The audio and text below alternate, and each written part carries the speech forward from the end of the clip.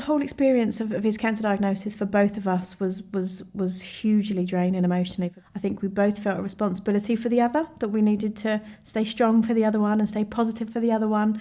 But equally, we both needed somewhere to share when we were really struggling with the realities of what we were dealing with day to day and what we were facing longer term. By leaning on each other, he wasn't keen to receive any support outside of me.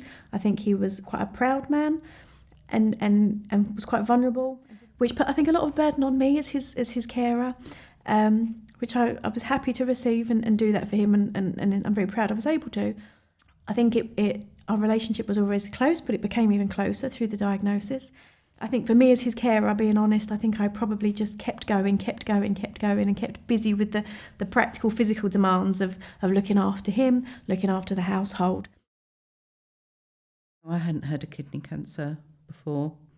If I'd have thought about it, you can get cancer in most things, but no, I didn't know anybody that had kidney cancer.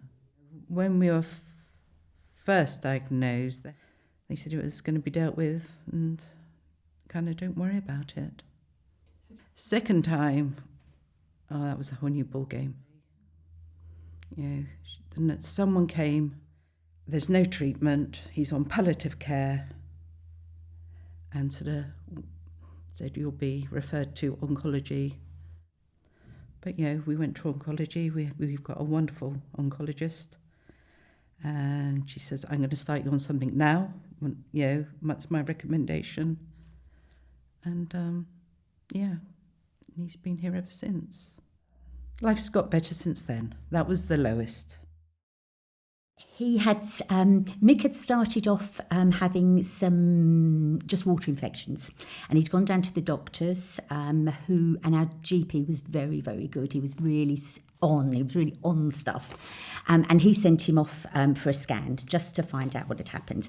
So when it came back that he had got kidney cancer, it was a huge shock.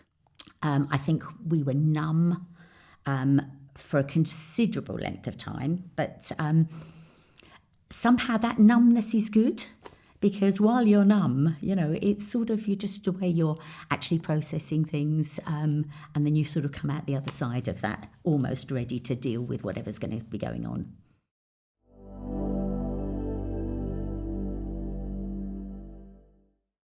I was on Facebook with an old school friend, and it turned out that she had kidney cancer.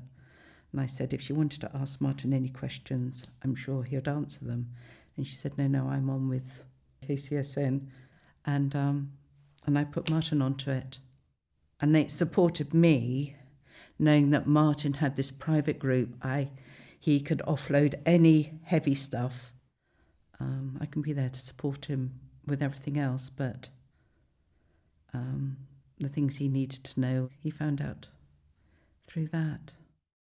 But talking to family was definitely important for us, and what we did longer term, I found it useful to act as his carer, to also act as his sort of gatekeeper, because he get quite overwhelmed with all the well-wishing family and friends. And I tended to sort of send out email updates to everybody who was concerned about him, so that I could say, just to let you know, this is how he's feeling this week, not feeling too great from treatment, but looking forward to seeing you soon, to try and manage that for him, because it could be a bit overwhelming to have lots of visitors asking the same questions, and it would tire him out quite a bit. And that worked quite well in terms of people felt involved and they knew what was happening and not excluded.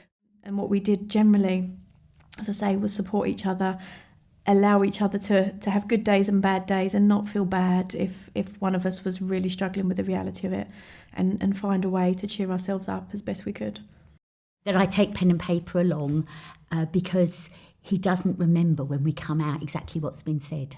And I'm just writing down sort of the size of the tumour, if there's a spread, keynotes. Just to be taken, that he will come out and I'll say, they said this, and he'll say, did they? Which side did they mention? So the fact that I am there and I've written all of the information down, we can come out and we can discuss it. The other thing we do is we always make a day of results day. We always have lunch. So whether it's good news or bad news, we come out of the hospital and it gives us a bit of scaffolding for the day. So regardless if you've been rocked by what's just been said to you, we sit down and we can order our food, and then we can discuss what's happened and what's been said. If it's good news, it's great because it's a celebration lunch. But if it's actually not good news, we have a structure that actually just holds us up. So again, to set up those routines for us as a family, it just works really well. You just have to live around this. You have to live through it and around it and not let it change your life because there's still a lot of living to do. At the beginning, I think, with the diagnosis, you sort of think, oh my God, you're going to be on a route straight to the end. But it isn't like that. Every bit of bad news, something else pops up and there's another little positive thing. And it's just, affects so many people, all types of cancers. So you just have to carry on living and laugh every day and not let it change you and your life.